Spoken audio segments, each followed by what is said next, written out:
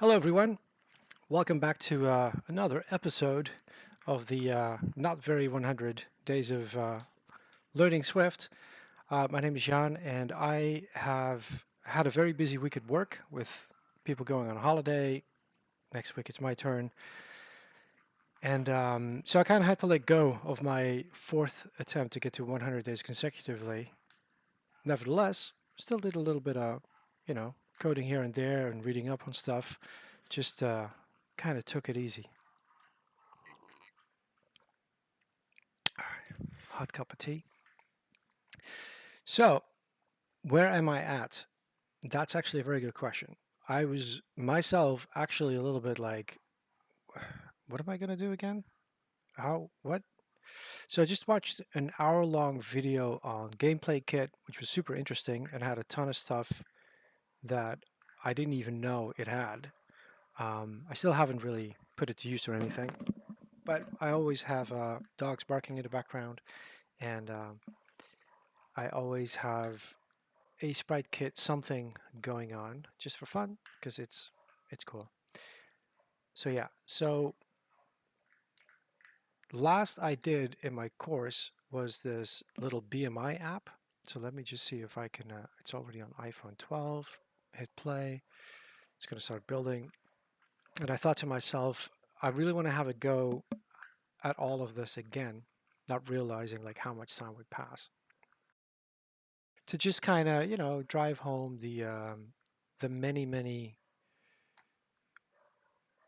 oh, the many, many. Oh, it does work sideways. Huh. What do you know? Okay, here we go. This is what it should be like. Things I learned, I said, continuing where I left off. So it's not just these sliders, getting numbers to 2 points behind a decimal and no more. Doing a little math, putting these two together to calculate the BMI when you hit the button, handing over that information to this next screen so that it knows what to display, and a back button. So now the idea is, how can I come up with something a little bit different, but same, but different? And that is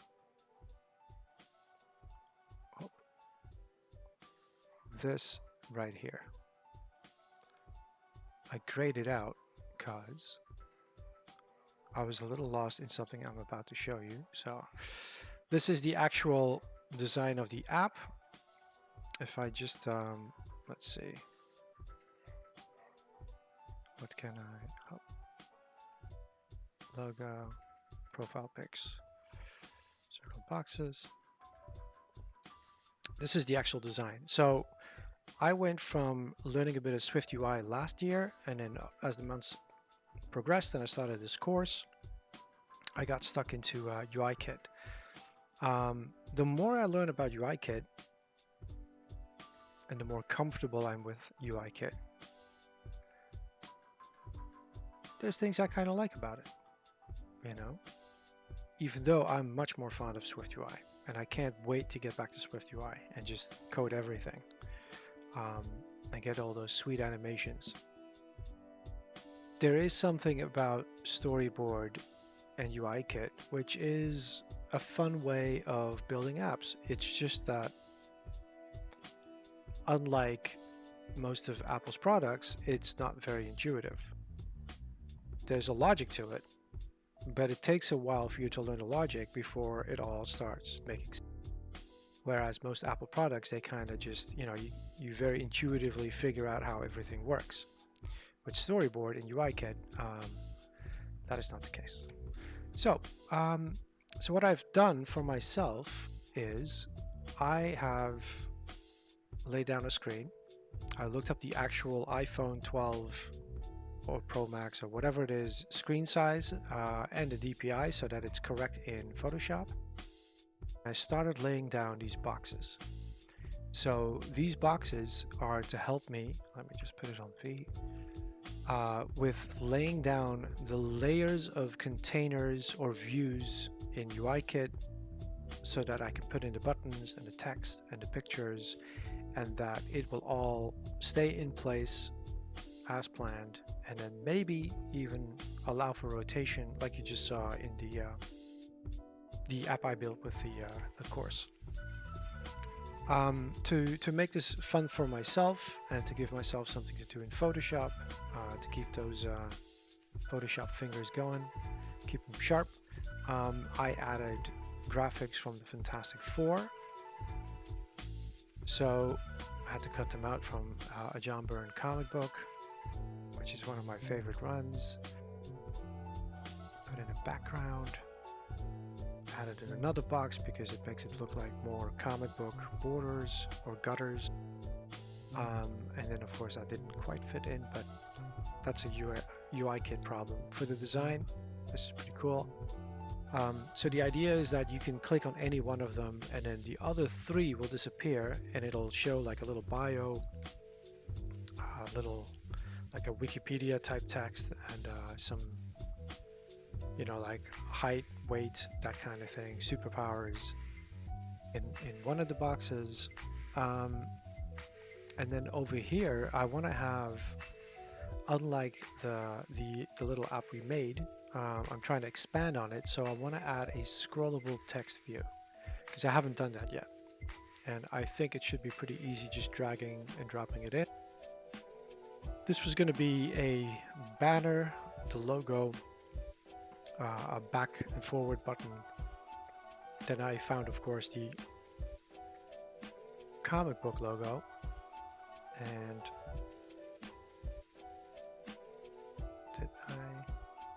is that smaller? Oh, I haven't made it smaller yet. I have yet to make it smaller. And that, of course, takes up a lot of space. So if I put it here, it's still clear of the notch. I'll just adapt the design a little bit. I really like this. I don't like the 4 because it's already here, so I'm gonna have to take that up. And then make this a little bit smaller. That's almost, is that almost half? Almost. So this could be like 1/3, 2/3 in this top blue box. This is all like stuff you can set up in the attributes inspector so that labels and buttons and sliders and text will fall into place. This is my design. This is what I want to work on. But then, of course, as I sat down, like I said, I was feeling a little bit lost. So luckily, following along a live stream on Fridays by Michaela Caron, she taught us last week about Sketch, which is basically what I've been doing here in Photoshop, but in a separate app. It has all the buttons and the labels and like the different kinds of frames you can have for everything worked out. So you can very quickly get a design going, so it actually looks like the app with the Apple library gadgets. But I got a little tired of learning how to make it work, so I got back into Photoshop. The week before, she actually taught us about, not this one, this is Xcode. Where are you? This one. About linear. And linear is basically a ticketing system, very much like what we use at work. At my day job here in Manila, in the Philippines, we get tickets coming in with problems from users, and then we help them out. And this is kind of like something like that, but with keyboard shortcuts, a much sleeker, modern look. Works on the iPad, works in the browser. There's no dedicated app, which I think is a little weird, but you can just use the browser on the iPad or iPhone, and it still works. So I've got my 3 set up. This is a translation ticket I've set up for myself, helping out a developer translating to Dutch. This is my Fantastic Four BMI app, and this is my 10-bit Zelda. these are all done. I don't think it actually shows anything. So you can drop in little videos. This is just a little something I put together to post on Twitter.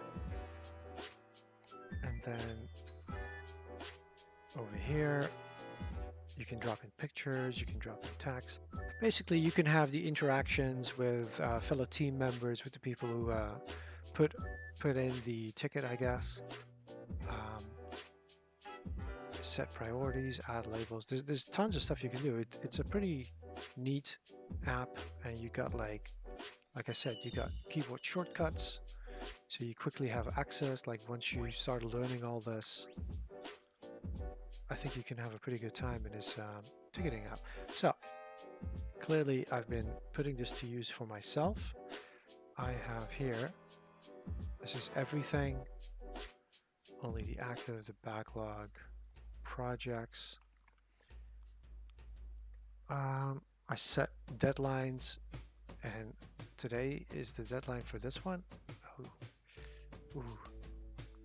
Anyway, you can set favorites. This is actually something I like a lot. I just go straight here.